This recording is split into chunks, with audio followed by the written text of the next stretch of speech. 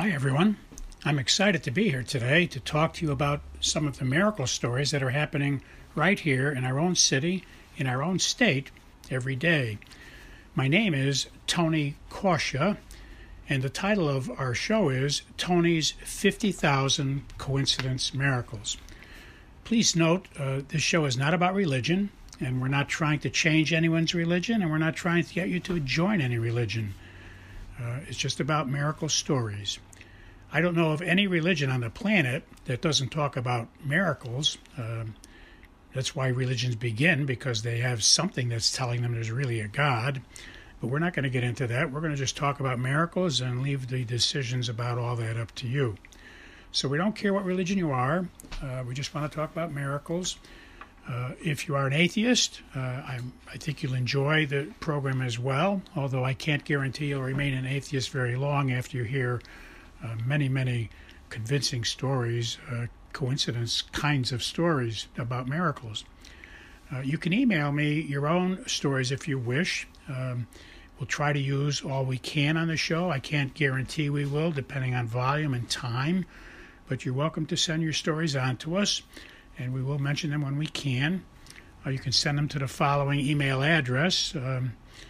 But please notice that if we do use your story, we won't mention your name. We'll keep you anonymous.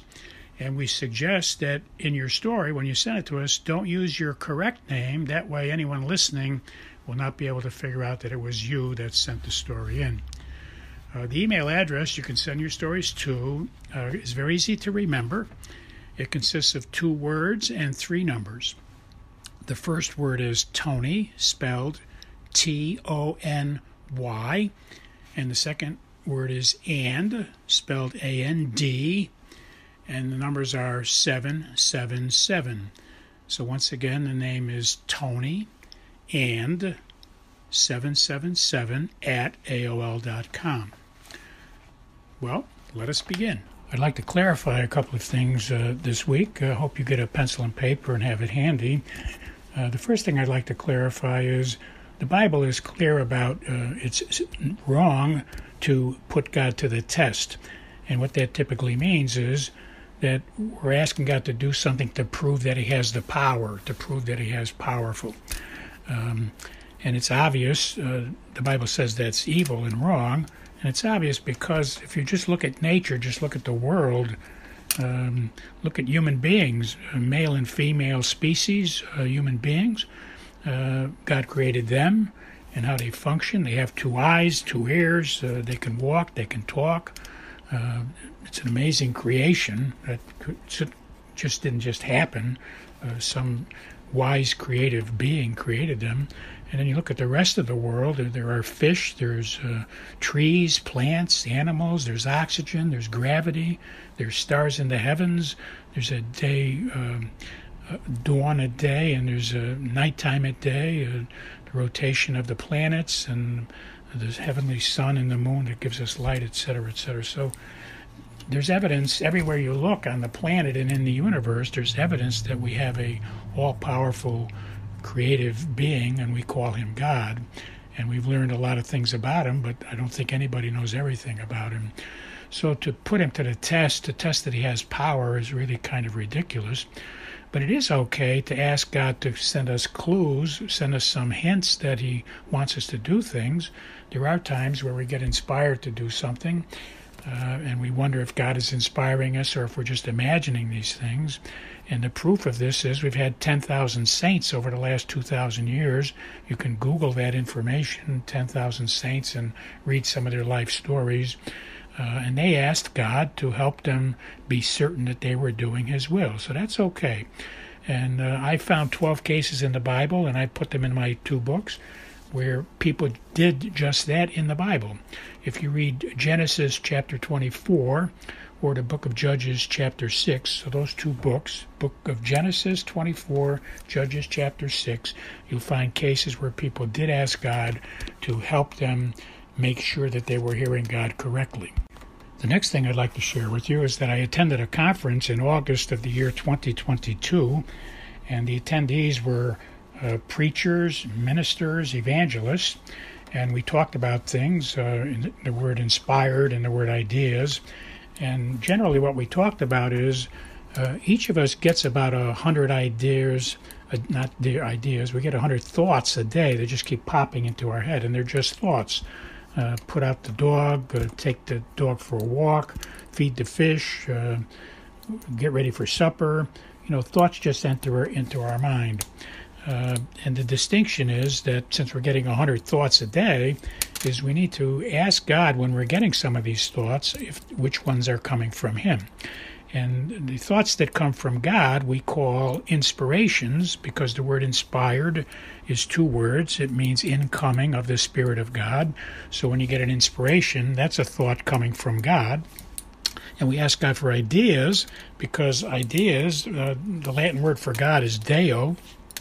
So the word idea means that Deo, God, is giving us the thought.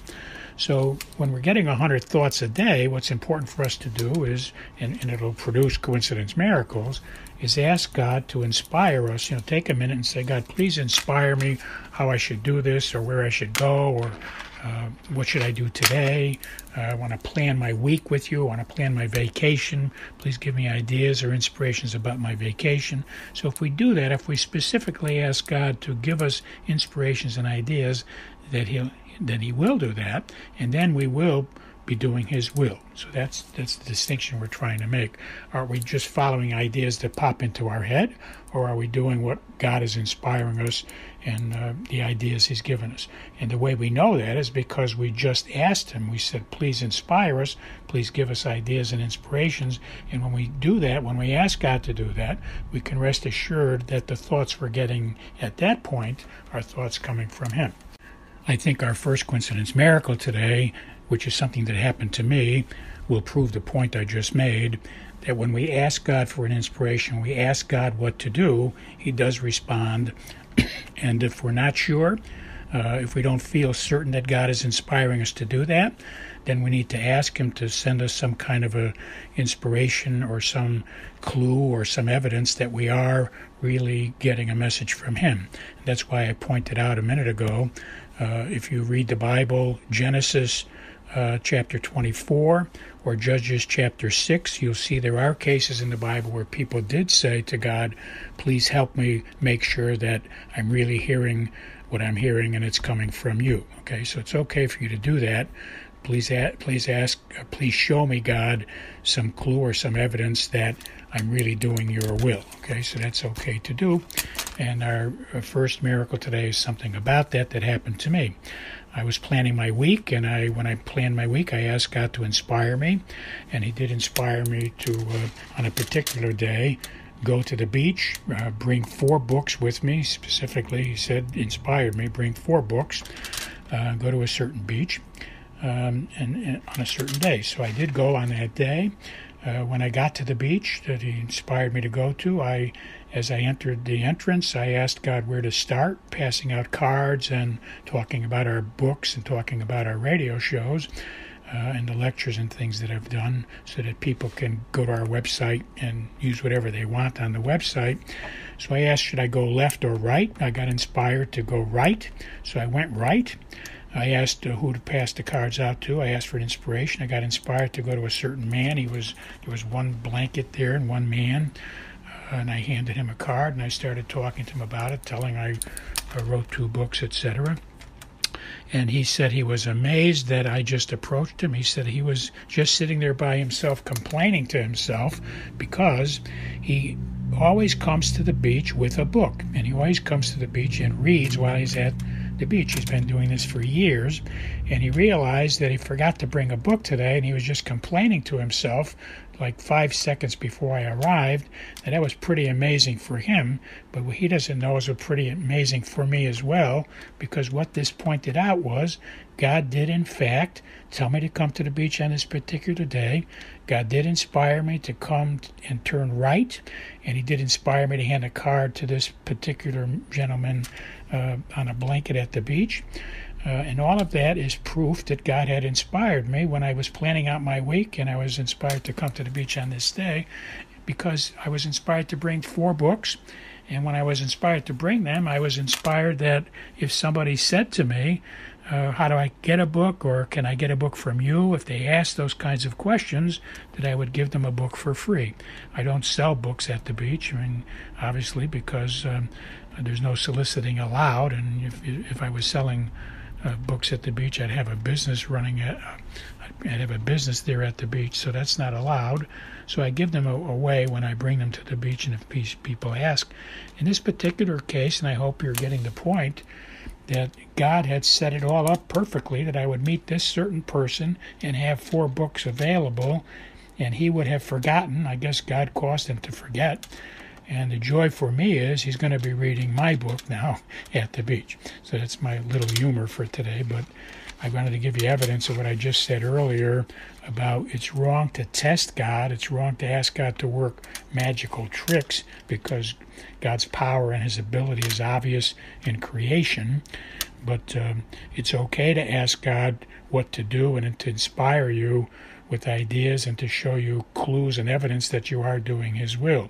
So I got the clues and evidence I was doing his will because I was inspired to go to this particular man on the beach, hand him a card, have 4 books available, and the man says to me, I forgot to bring a book, and I'm moaning and groaning to myself here, and you just walk up 5 seconds later, really, and start talking about a book. So he said, do you have books available that I can buy? And I said, no, you can't buy it, but I'll give you one as a gift for free. And I did tell him exactly what I told you, that I was inspired to approach him, and I was inspired today to bring 4 books with me and to give them to people who indicated that they wanted to read the book right away, etc. I hope our next glimpse of this miracle also inspires you and shows you that God does give ideas and inspirations to people. We're getting thoughts all day long, but we have to filter out which ones are coming from God. So in this case, I was at the same beach passing out cards to people about our books and our radio show, and I came to a blanket where there were 2 people, a mom and her daughter.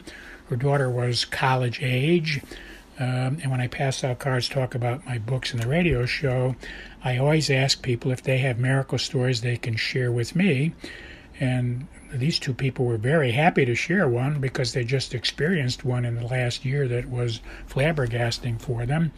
The story is that the daughter, when I asked her to share a miracle, she said, the greatest miracle I can tell you about, because it happened in the past year, is first that I have an extremely high IQ. I've been blessed by God to have a very high IQ.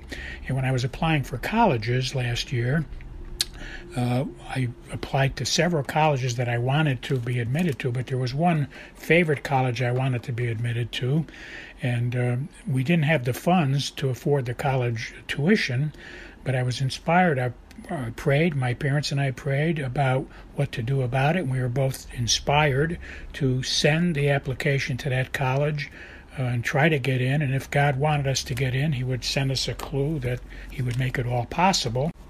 Well, I got accepted, but we couldn't afford the tuition, so I told the administration that we couldn't afford the tuition, and I was told not to worry about that they would get back to us because they had sources. They did call me back, and they said that they have a group of philanthropists who have gotten together to support cases like this, and since I had passed all of the tests and had the right background, that they were going to pay for my 4-year tuition, and this was the greatest miracle I even heard about, but it happened to me personally, and so this is evidence that God gave us a miracle. So I would share with all of you that she was praying, she got wisdom to apply for the college, they got inspired to be honest, and they say they couldn't afford the tuition, and lo and behold, God did open doors for them. They have 4 years of college being paid for. God bless you all. I will talk to you next week.